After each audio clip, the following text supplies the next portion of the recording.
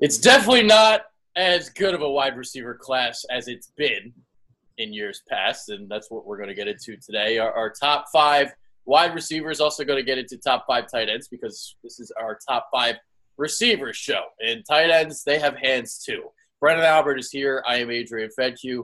Well, I'm going to do my top 5, but Brendan wants to do like his top 75. I love this, man. I mean, I told you guys this. Like, this is my favorite time of the year. I like this more than the Super Bowl, March Madness. My favorite thing is the NFL draft. And when you talk about receivers, you have to understand that an NFL receiving room or receiving, locker room is kind of like a basketball team. You have guys who are all different shapes and sizes and abilities. So to just do a top 5, I was like, you know what? I'm going to expand it. I'm going to go top 10, and I'm going to talk with you guys a little bit about maybe where some guys might get drafted ahead of others, but at the same time, what my personal preference is would be my top 10. But then I'm also going to tell you guys where I think they get drafted because it doesn't always match up. Yeah, you sound like a buddy of mine, except he really likes the NBA draft. And he always says, like, every year, he's like, I look forward to the Summer League more than the NBA Finals. And I always look at him like he's crazy. Like, are you serious? Like, Summer League? Like, yeah, granted, I get excited about the Summer League and watching some of the rookies debut. But better than the NBA Finals? You crazy, dude. You crazy. But I digress. All right, let's get into our top 5 list. Are we in sequence? That number 1, is it Calvin Ridley? Yes. Calvin Ridley, to me, Adrian, I'll talk about him first. Most NFL ready, full route tree, has the ability to be very, very fluid and smooth. Those are the 2 adjectives I say if I'm positive of him. The concern about him, he is older, so he's not necessarily a guy who's super young. And normally when you talk about age, you're a little worried about a little more wear and tear. Now, obviously, Alabama, also a place who has a history of players coming into the NFL with a little more wear and tear than your average NFL receiver. Honestly, when I look at him, I think his ceiling is a guy like Reggie Wayne. And I say that because I think he could be a really good receiver in the NFL. Don't get me wrong. But I don't think he's ever going to be a guy who can completely take over a game by himself. He's a very good receiver. If he's put with a very good quarterback, he could be a very good receiver, or even better receiver, But I don't think he's a receiver that if you drop him on any 32 team, he would instantly be a stud. Yeah, I'd say he's probably the best route runner in the class. Definitely he's got the quickness, good hands. The thing that I'll ask you, because he's 6'4", like 190-ish. 6 foot. He's 6 foot, actually. He's not 6'4". Actually, 6'4" is Cortland Sutton. That's my bad. But he's 190. Does that bother you a little bit? He's a little bit thin frame? A little. Not necessarily super bother me because the obvious answer is, we can add the weight. But at the same time, if you add the weight, does he still play with the smooth and the fluidness? So I think that's a fair concern if people have of him. The other concern I've heard a lot is he capped out? Is he as good as he's going to get? Because that's a fair thing I think people could say because he's more of a fluid athlete than a explosive athlete. And fluid athletes typically, maybe they last longer in the league, but they don't necessarily improve as much as those guys who are complete athletic freaks as far as wide receivers are concerned. Yeah. All right, let's get to number 2. I'll start with that one. Now, I kept going, because I told you, I kept going back and forth between 2 guys at number 2. And ultimately, for this show, I might even change by tomorrow.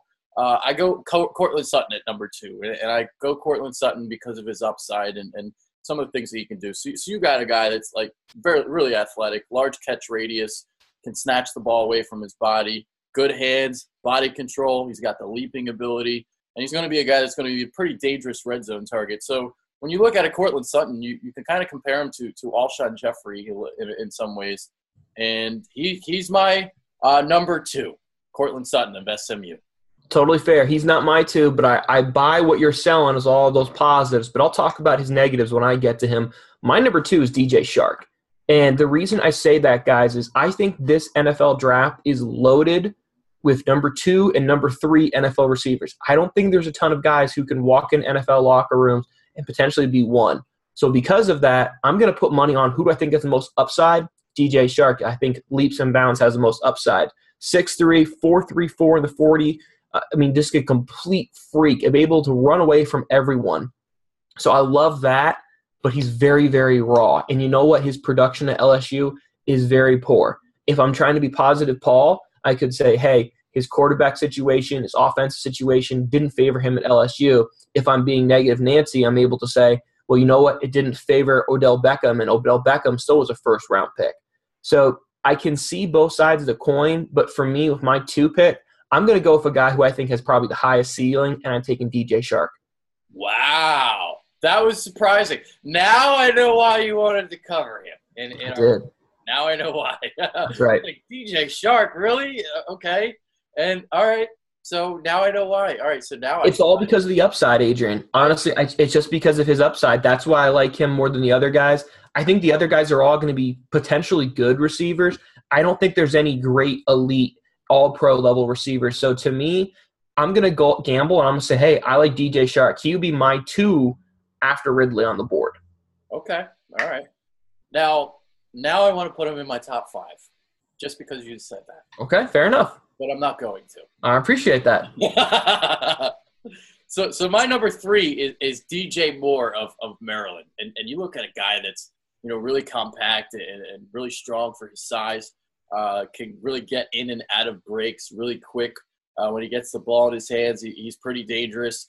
And as I saw on tape, more of a deep threat than I thought he was going to be. So you look at a guy like him, it's really similar to Golden Tate, what he can do with his route running, really quick, jittery type of receiver. So I go DJ Moore at number 3. And you talk about a quarterback situation with DJ Chark. Well, it's even worse for DJ Moore because he had like 5 of them at Maryland. Totally fair, Adrian. DJ Moore is my 3 guy, too. I like your comparison there of Golden Tate, Jarvis Landry. Here's the thing. I have heard Daniel Jeremiah once say that DJ Moore is the number 1 receiver in this class. But his rationale made sense. DJ Moore and Ridley, let's compare the numbers. Both 6 foot. Both 40s are about 4.43 for Ridley, 4.42 for Moore. Pretty even there. Here's the difference. DJ Moore is 20 pounds heavier. And DJ Moore is a lot more physical all throughout. So Daniel Jeremiah from NFL Network, his point was Moore has probably more upside than Ridley. So he would take him ahead of Ridley, which I think is a fair thought process. And you're right, Adrian. Quarterback situation, very poor at Maryland. Had 4 different quarterbacks this year alone throwing him the football. So hard to really get into flow there. I totally buy everything you're selling. I'm going to put DJ Moore as the 3 receiver on my board, but that doesn't necessarily mean I think he'll be the 3rd receiver taken, but we'll talk about that later. Yeah, DJ Moore with more upside. Look at Brendan and his creativity, even if he doesn't need it. All right, my number 4, I went with Anthony Miller of Memphis, and he's kind of like my sleeper in this draft.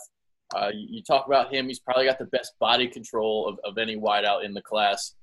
He's number 4, though, because, well, I don't think it's as great of a wide receiver class as it's been in years past. So number 4, yes, but probably wouldn't be top 5 in the last, 5 years. You got quickness out of his breaks. He can beat the jam at the line of scrimmage. I like Anthony Miller. That the only problem with him is he is a bit of a body catcher, and he is kind of small, so he's not going to be a good blocker. But also pretty much strictly going to be a slot receiver, I would think, in the NFL. But he's my number 4, Anthony Miller in Memphis.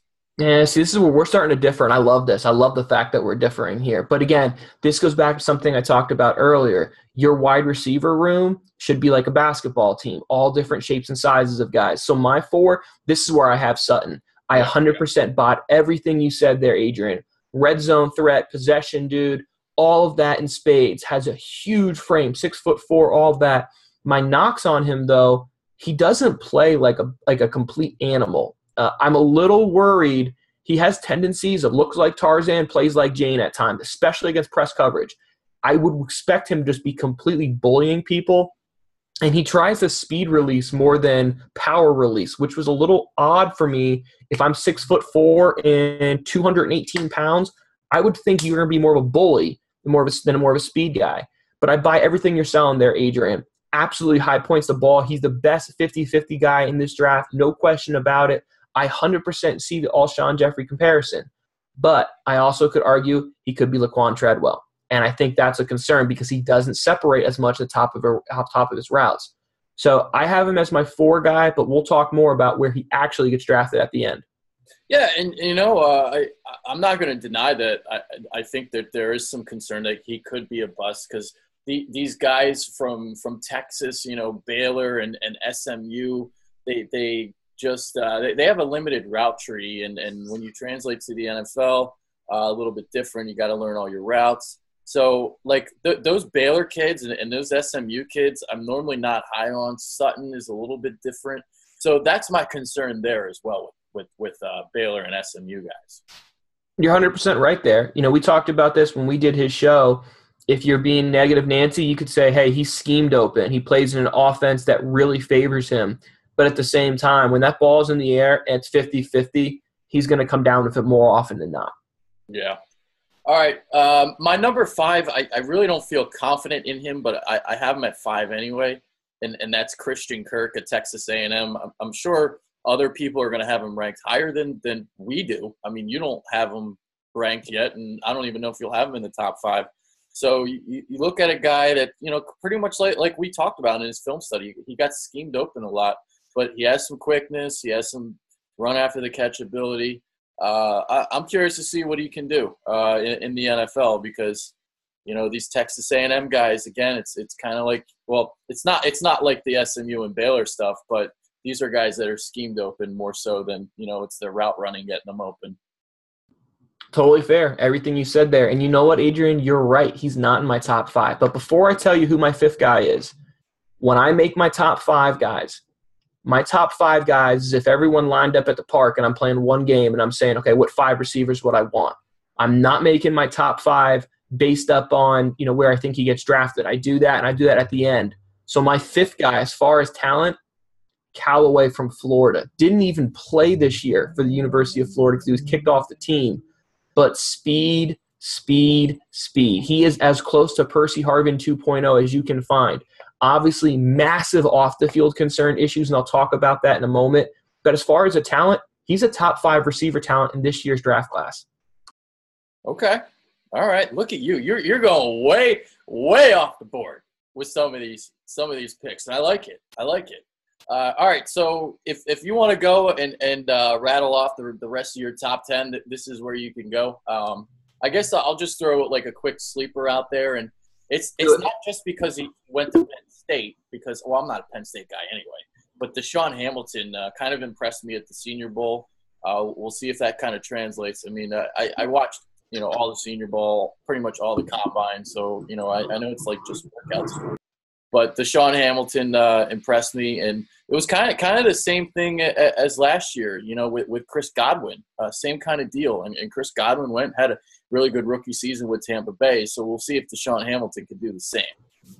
Totally fair there, Adrian. Let me go ahead. I'm going to share my screen so you guys can just see my top 10. Can you see my screen right now, brother? Yes, I can. All right, so this is my top 10 guys. So as you'll notice here on the left, these columns A and B, this is my top 10. If I was ranking 10 guys and I was playing that pickup football for one game, who would be the 10 guys I would pick? These would be my 10 guys I would pick. Now, that said, that does not mean, guys, where they actually will get drafted. That's where I have my draft range situation here. So when I get to my 6, this is where I have Christian Kirk. This was Adrian's 5th guy. Christian Kirk, he's absolutely the slot killer. If he goes to a situation where he can play in an offense has a lot of slot options, i.e. New England, i.e. Green Bay, New Orleans, he will absolutely be a Rookie of the Year candidate because that's the biggest thing with receivers is what type of fit is he going into. So Christian Kirk, he could be a late 1, but with his scheme ability to play that slot option, he's a killer. Vice versa, he would not be a fit with a team like the Baltimore Ravens, who doesn't necessarily do as much wide open stuff. After Christian, I have James Washington. Now, James Washington was a tricky one for me because when I put on the 2016 tape, he's the best receiver coming out. I put on the 2017 tape, and he's not in the top 5. He had a little bit of a vanishing act there, and he was a guy who had a lot of preseason hype, didn't have a great season, but if I'm also arguing it, it's because he also had a teammate who appears in my top 10 list here, and Martell's Aitman here. So I think that kind of rubs him off a little bit. So I have him as my 7th. At my 8th, this is where I bring in Anthony Miller. Anthony Miller is another one of those dudes. He's a slot killer. He's never going to line up as your X single receiver when you go 3-by-1 and take the solo side That's not his cup of tea. He's inside just like Christian Kirk. So those guys, because they are niches, they probably get drafted a little bit later than, say, a guy like Sutton, in Moore, in Chark, in Ridley, because those guys can absolutely line up as that one receiver set and win on their own. Meanwhile, Miller and Kirk, they're guys who make most of their killings in the slot, similar to a guy like Randall Cobb, for example, or Amendola and those type of dudes. Certainly can all play, don't get me wrong, but because of their fit, there's probably 10 teams that are just going to say, you know what, he doesn't fit our offense at this time, so we're going to rank him lower. That's why I think these guys maybe go a little bit lower. So if a guy like Christian Kirk, I have going 20 to 40, and then Anthony Miller, have him going 50 to 70 range.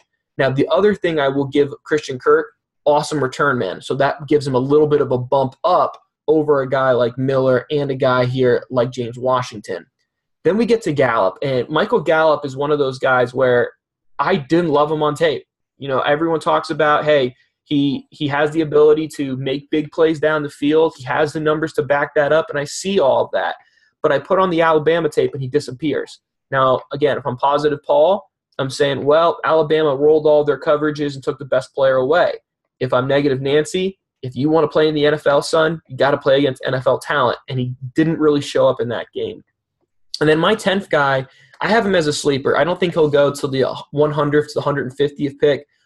Aitman. Aitman was a guy who had an awesome 2017 year, was able to make a lot of big plays, but his scheme hurts him. His scheme pretty much had him limited to just running posts, go routes, things that really didn't show a full route ability. So if I'm, that guy talking about scheme, he's a guy I would put down a little bit. In 2016, he wasn't the same dude in 2017. So that's why I would have him in my top 10, but towards the bottom. And ultimately, like I said, Adrian, I think he goes 100 to 150. And as you can see with Callaway's off-the-field issues are wild because Callaway failed drug tests, was accused of sexual assault, and then when he went to court and was asked to defend himself for sexual assault, his quote was, Adrian, quote, "I couldn't do it because I was too high." That was his excuse. I couldn't sexually assault someone because I was too high. So as a talent, he's a top 5 receiver talent. That's why I have him in my top 5 picks as far as my top 5 talent picks. But where he gets drafted, anywhere from 50 to 100. It's not like Joe Mixon where it's caught on tape. But when you're kicked off the team for a year, it's pretty hard to say, hey, you're going to be anything higher than a top 50 overall. Yeah. I completely agree with you with Michael Gallup, and that Alabama tape was like, all right, that's like the main competition he had on his slate. You're a guy from Colorado State. I want to see you shine in that game. I want to see you take over in that game. And he couldn't get off press. He couldn't get off press at all. You're a guy at 6'1", 205. You don't want to see that. And I didn't see it. And I didn't see a lot of separation on tape from what I watched either. If I did a top 10, I might not even have him in my top 10. Crazy production, but not crazy tape. I wasn't crazy about him. James Washington, I'm curious about because I didn't like him. And then the Senior Bowl happened. He had a really strong Senior Bowl, and he was causing a lot of separation in the one-on-one drills against cornerbacks. So we'll see about him. But Oklahoma State receivers, I'm trying to think, like, besides what, Des Bryant? Des went to OK State, right? Yeah, he did. He was an OK State guy. Yeah, like besides him, I can't really think of anybody. I remember like 10 years ago, they had a kid by the name of Adarius Bowman. I thought Adarius Bowman was going to be this big stud, and he is a stud, but in the Canadian Football League. So he never really panned out. We'll see about the OK State kids. So those are kind of my thoughts. I didn't have a top 10, though. I didn't make a top 10. I'm not as cool as you. I texted Adrian when we were doing this. I said, Adrian, I know we were supposed to do a top 5, but I just got too excited, man. I just kept going. So I'll completely admit I went over the top. I nerded out, and I wanted to give 10, and I just couldn't stop after 5. And it's funny because you were so excited writing this. You got Memphis and you got Florida. Yep. I just got so excited. I got so excited. It's like when you're a kid and you get a Christmas present and you open half of it and then you know what it is and you don't bother taking the rest of the wrapping paper off. Yeah. That's essentially what I did as far as like making this chart here. I was like, oh, I like this guy. He went to this school, color coded, boom, done. Move on to the next one. Oh, man. But hey, I like your list. I like that it's different, man. You didn't go and just like, copy what all the scouts say, and that's what both of us do, man. We're not afraid to be a little different. We trust our eyes and trust what we see on tape, and that's that. So, all right. With that being said, now it's time to do the tight ends, and we won't spend as much time on the tight ends as we did on the wide receivers. But I'm curious to see what your top 5 list is, because the tight end class isn't really that great. And I think we can go with in a bunch of different ways at tight end. All right, I'll go first. Okay, pointing at me. That means me. I go first. I'm going with Micah Kiseki out of Penn State. He's my number 1 guy. Another guy that really impressed me at the Senior Bowl. But you look at him, smooth route runner. He's got a leaping ability, body control, contested catch ability. So when you look at that, that's going to apply to the red zone. He's going to have big red zone numbers in the NFL. He can get down the seam. He's got some speed for a guy his size. Can't block a lick, but he's definitely got the pass catching down. So he's a sexy tight end, but he doesn't do this, the unsexy stuff. That's 100% fair. Everything you just said with Kiseki, I think, is completely spot on. I have Dallas Goedert as my number 1 tight end. Now, okay. I have him because I think he's a little more rounded. I don't think he's nearly the athlete that Micah Kiseki is, but I think he's a little more rounded. So I think he's closer to a guy like Travis Kelce, a little more of a rounded guy, while you have a guy that's more true athlete who happens to play tight end but doesn't really want to block anyone, like Jimmy Graham, i.e., Micah Kiseki in this draft. So I have Dallas Goedert. Now, the knocks you would have on Dallas, played in the FCS, so obviously you're going to say, well, what about competition level? Unfortunately, big knock on him too was he got hurt during the Senior Bowl, didn't have the opportunity to play at the Combine too. So a lot of people are kind of saying, well, we don't really have the opportunity to really get a fair, accurate assessment of him versus some FBS level caliber. So I could see him being like the 3rd tight end drafted, but personally for me, I think he's the number 1 tight end, at least on my board, Adrian. Well, he's my number 2, Dallas Goedert of South Dakota State, the Jackrabbits, baby. So the bitter rival of North Dakota State, Carson Wentz's alma mater. So you look at Goedert, he's a guy he's got high pointing ability, he's got body control. So a little bit like Kiseki in that sense. He averaged 8.2 yards after the catch, so he's a tough guy to bring down. Now, the knock on him, I'll say, is I would have liked to see some more separation, considering he's playing FCS level kind of competition. Maybe I'm nitpicking there. Also had some drops, but then he also has like the highlight reel one-handed catches you'll see too. So it's like works both ways with that. But Dallas Goedert, he's my number 2. So I like that you have Goedert at 1. So I like that. It seems like a lot of people's number 1s. I'll get to that in a second. I'll let you go do your number 2 first. Yeah, so my 2 is Micah Kiseki, and it's 100% everything you said, Adrian. As far as upside, he probably has the most upside of any tight end in this draft. Absolute freak. 6'5", 247, 4.54. How about this one? 41.5 in the vert. That's just flat out flying, man. Broad was 129. So you knew that he was a good athlete. He came to the Combine and said, there's no mistakes on film. I really am a freak. He absolutely is that dude, especially in the red zone, that you line up wide and everyone's like, okay, all 100,000 people in the stadium are like, this is going to be a fade route. And none of us can help this corner here because it's going to be a touchdown. And that's what happened with Jimmy Graham. Jimmy Graham's getting paid all that money. Mike Kiseki's my 2. But you're right, Adrian. His blocking is a bit of a concern for me. So for me, that's why I have him slated at 2, and I have Dallas ahead of him. Just like if you ask me who my favorite tight end in this current NFL is, I would say it's Travis Kelce because I think he's the most well-rounded of the bunch. Yeah. My number 3 seems to be a lot of publications' number 1s, but then again, like there's not really a tight end that's like a consensus number 1, but it seems like Hayden Hurst of South Carolina, it's a lot of people's number 1s for whatever reason. So I watched a little bit of him, and I was just like, okay, like he's all right. I mean, I wasn't as impressed with him as Goedert and Kiseki. And you're also looking at a guy that's a little bit older coming into the NFL because he spent 2 years in the Pirates organization coming out of high school. So you look at him, fast and athletic, solid after the catch. They said he's a good blocker, but when I watched him on tape, I wasn't as impressed with his blocking as some other guys in this class. So I have Hayden Hurst at number 3. Hayden Hurst is my 3 guy too, and he's really interesting. You know, he stopped playing Major League Baseball because he openly admitted I got the yips and I just couldn't go back. And then I decided, why don't I try this as football thing? And now I'm going to go to the NFL. These are the people that like you see walking down the street and you look at them and you're like, yeah, but I bet you he's a cheap tipper. You know what I mean? Like you're looking for like some knock to give him because like as far as an athlete, Major League Baseball, now the NFL has it. As far as his run after the catch ability, it's so freaking rare. I mean, I watched games of South Carolina where they ran end arounds with a tight end. I mean, I haven't seen a team do that since Niles Paul when he was at Nebraska. As an athlete, he's through the roof. But here's the knock.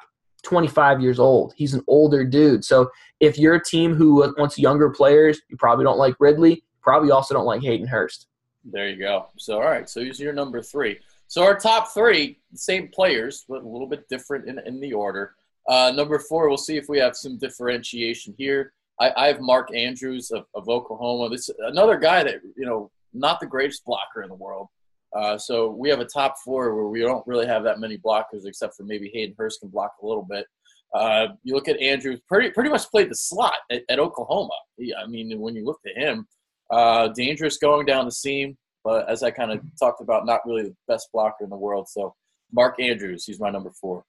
Yeah, that's fair, Adrian. He was a guy was on my mind. I don't have him in my top 5, but I think honestly, you have a cluster buster, right? In my opinion, it's 1, 2, 3 is very close. Kiseki, Dallas, and then who's our third one here? Got Hayden Hurst. Sorry, I'm getting old, guys. Those 3 guys I think are really tight there. If you want to make an argument for any one of those 3 guys being 1, 2, or 3, I'm cool with it. I wouldn't really push back on that. But my 4 guy I think is pretty easy, and that's Ian Thomas from Indiana. Now, when I have Ian Thomas, his knock on him would be he's only 6'4", so he's certainly bigger than you and me, Adrian. But for tight ends, that's a little small. That said, he reminds me a lot of a guy like Delaney Walker. He's a guy who is a little bit smaller. He's not exactly an elite level athlete, but he's very physical when he does block, and he's very physical with yards after the catch, stiff arms. He looks more for fight than flight when he has the ball in his hands. I mean, that's not a huge deal to me. Obviously, sometimes you would love to have a Vernon Davis, a guy who can run away from everyone. But if you're physical, that's fine. And he's a good athlete, not elite, but he's a good enough athlete. I think, Adrian, to me, he's the solidified 4. Yeah, he's my number 5. So that's my number 5. I was going between a bunch of different guys between even 4 and 5. Because you got Troy Fumagalli of Wisconsin. You got Dalton Schultz of Stanford. So there's a lot of different, you know, guys you can go with in your top 5. And I don't think there's like a lot of separation between a lot of these players. But Ian Thomas is my 5 of Indiana University. Yeah, absolutely. You know, and I totally hear where you're coming from, Adrian. So with me, I talk about the cluster buster situation. 1, 2, 3, I think are really close. To me, Ian Thomas has solidified the 4, and then 5, 6, 7 is close. Mark Andrews is a guy I had in there, but I think he's a little bit lower than I gave a 5A and a 5B because I was really flipping a coin. I have Schultz as my 5A from Stanford. How about Stanford being secretly tight end U? It right? is. I mean, yeah. We don't talk about that, but yeah, I think he's really, really well-rounded. If you're a team who says, yeah, Dallas is well-rounded, but he's well-rounded playing against FCS competition, fine. Then you're probably going to like Schultz from Stanford because he's very, very well-rounded. Doesn't have a ton of receptions, but when you go back and you watch tape at Stanford, I mean, Stanford's just an old-school power team. They're not really throwing the ball a lot, so his production and his numbers aren't really going to wow you. If you're a team who wants more of an athlete, then my 5B guy is going to be Chris Henderson here from the U of Miami. Okay. He's a guy who is a big athlete. He's very, very raw. He wants to block. He's physical. He'll get his nose in there. Missed some time towards the end of the year with an injury, so didn't have the opportunity to do the combine. Numbers aren't going to wow you because he's playing behind David Njoku, a guy who got drafted pretty high there by the Cleveland Browns. So his numbers don't look great, but he's very raw, but his upside is very high. All right, so Chris Herndon, he wasn't a guy that I was like considering at my 5, so I like that. The question I would have for Schultz is this: he's like, I believe he's like 240, 245. Do you think that's too small for? Well, it's not too small for a tight end, but is it too small for his blocking? I don't think so. because I would have more of an issue with a guy like Troy Fumagalli's blocking because he wasn't a very good blocker and he was in a physical offense. Yep. And Schultz is a physical blocker and a physical offense, and he looked fine. So I don't have a problem with it personally, Adrian. Okay. Because a lot of these tight ends, obviously, the blocking tight ends, a little bbit bigger. They're like 250, 260-ish. And you look at him, just a little undersized. But, I was wondering because you're the scout and you're the expert. Well, I mean, I think it goes back, though, Adrian, to something we talked about, the running backs, becoming running back by committee. Slowly, it's becoming tight end by committee, too. The Eagles are a great example of that. Yep. Absolutely. All right, do you have any nifty charts for the tight ends or just the wide receivers? I sure do, Adrian. Let me go ahead and share it with you, guy. Oh, do it. Let's see if you got how about now? All the schools right. Nice. You spelled them all right. I sure did. That's why I made sure that you spoke first so I had the time to fix it. So when I kind of look through here, guys, when you're looking as far as the numbers, this dude here, this Micah Kiseki's guys, his numbers are just going to pop because he's an athletic freak. Now, his film does show that as well. So where I have my guys drafted, as I kind of talked about, I'm really close with my top three. 20 through 40, I think, is fair for all three of these guys. Yeah. I could see all of them going within 5 or 6 picks of each other. I think it's very, very fair. Like I said, Hayden Hurst, awesome 2017 season. I think he probably had the best season of the three of these guys. But, again, he's 25. Kiseki can't block, but his ceiling is through the roof. I mean, what team wouldn't want a young Jimmy Graham, So I could see him make a ton of sense there in New Orleans at the end of the first. And then Dallas is a guy very, very productive. Missed that Senior Bowl in the Combine. I think if he would have had that and he would have tested well, probably would have solidified himself as that back of the first round. I could see him getting drafted behind Hurst and Kiseki just because he doesn't have the numbers tested, but he's through the roof as a talent. And then, like I said, Ian Thomas, 50 through 80, I think is fair. I think he's probably that third round type of dude. And then Schultz, Herndon, I think these guys are going to be 80 through 20. When I look at Mark Andrews, Adrian, I wasn't a fan because, again, his offense has him playing in the seam more often than not, but he's not a great athlete. He reminds me of an old Raven, Todd Heap, a guy who just wasn't really able to separate, but he could make catches, but as soon as he would catch the ball, he wasn't going to run away from everyone. So I'm really just not a fan of him. Yep, gotcha. All right, that's our top 5 wide receivers, top 5 tight ends, top 5 receivers show. I guess we don't really have any sleepers for tight end. Well, you kind of said who's overrated. So, yeah, you got anything else you want to say? How about Jalen Samuel from NC State? Jalen Samuel is one of these dudes who his numbers are going to be really, really exciting when people look at him because he has this gadget ability. He lined up at running back, lined up at the receiver, lined up attached, but he's a smaller guy. I think he's probably going to be a dude drafted 4th through the 5th. I think is probably a better fare for him. Issue here, how many tight ends do you know that's 5'11" and 230 pounds? Not many. I mean, his comparison's easy. It's Trey Burton. But that's because there's not many dudes that are this size. He's very, very athletic, absolutely, but his size is a big factor. If you go to an offense, the Eagles obviously showed the value of using Trey Burton. Jalen Samuel could be an easy replacement late for the Eagles if they don't go and get a blocking tight end. Personally, for me, maybe you disagree with me here, Adrian, I think Selleck is a bigger loss than it is losing Burton because Selleck essentially played your fullback and he ran your point for any outside zone situations as a tight end because Zach Ertz ain't going to block him. So to me, I think a blocking tight end is more important for the Philadelphia Eagles than a move tight end. But if you want to move tight end, Jalen Samuel, NC State would make sense there for the Eagles in that 4th, 5th, 6th round type of range. Yeah, I mean, I don't necessarily disagree with you because blocking isn't sexy. So most people are going to disagree with you. And they're going to be like, well, Trey Burton, he threw a touchdown in the Super Bowl and all this good stuff. But Selleck, man, he does all the gritty work and the stuff that doesn't show in the box score. And, the Eagles right now, they need a blocking tight end. And they'll probably address it in the draft in the middle rounds. So they'll take somebody like a Durham Smythe or Samuel, like you said. So we'll see about that. Maybe even it's Dalton Schultz. You can get a Stanford connection with he and Zach Ertz. So, yeah, we'll see. Makes sense to me. The two of them could go and talk about aerospace engineering 701 or whatever classes they took at Stanford together. There you go. All right, that's it. That's our top 5 receiver show. That's Brendan Albert. I'm Adrian Fetke. Take care, guys. Appreciate it, guys.